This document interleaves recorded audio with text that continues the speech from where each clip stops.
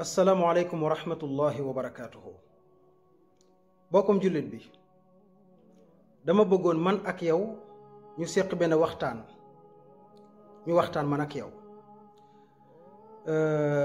li may njëkk a waxtaan ak yow dama lay laaj, est-ce que xam nga ne yonent bi sallallahu alayhi wa sallam moo wax ni bépp jullit bu toog ci béréb di ñaanal mbokkum jullitam yàlla dina nangu ñaan gi ba noppi ki toog di ñaan lim ñaan dina am même chose comme lim ñaan dina ko am.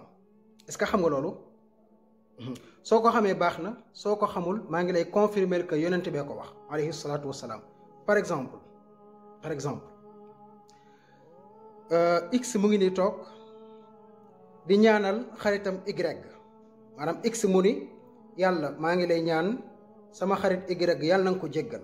par exemple yonent bi nee na yàlla dina jéggal y de, mais yow mi ñaan danañ la jéggal.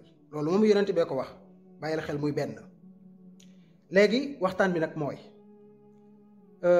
jullit bi ci boppam ak malaaka bi, pour yow kan moo gën a jege yàlla? li wér mooy malaaka mi moo gën a jege yàlla sunu borom tabaraka wa taala. bàyyil xel, moo ko gën a jege. xam nga lu tax?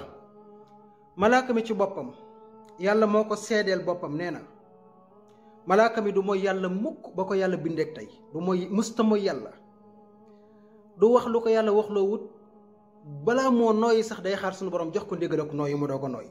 kon malaaka mi gën a jege yàlla.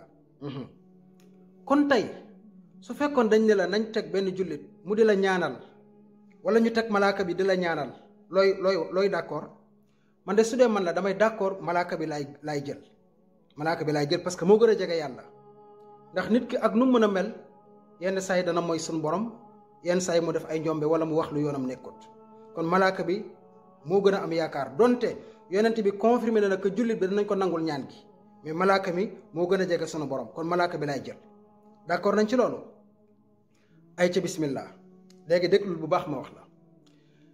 Ali ibnu Abi Talib yàlla na ko yàlla gërëm, moo nekkoon 4e xalif di prophète alayhi salaatu wassalaam, nekkoon rakk ci yonent bi alayhi salaatu wassalaam. moom moo wax ni, nee na yonent bi alayhi salaatu wassalaam moo wax ni, yonent bee wax ni, déglul bu baax, nee na yonent bee wax ni bépp jullit bu jógee ci këram dem di seeti mbokkum jullitam bu feebar, jullit bu jógee ci këram dem di seeti mbokkum jullitam bu feebar, nee na bu dee bi mu koy def jamonoy ngoon la, maanaam ngoon moo jot mu dem di seeti mbokkam bu feebar, nee na yàlla sunu borom da koy booleeg juróom-ñaar fukki junney malaaka, maanaam 70,000 malaaka.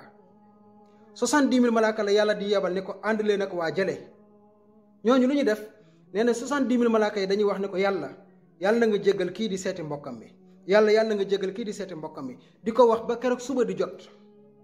bu fekkee jamono yu suba nga ko def ba tey 70,000 malaaka dañuy ñëw naan ko yàlla jéggalal kii di ko wax ba ngoon di jotaat. allahu akbar. loo xam ne kenn rek su ko defoon yàlla nangul la ñaan gi, mais tey yàlla yebal 70,000 malaaka ñu di la ñaanal toute la journée wala toute la nuit. gis nga ko ci lan? ci boo seetee sa mbokkum jullit bu feebar.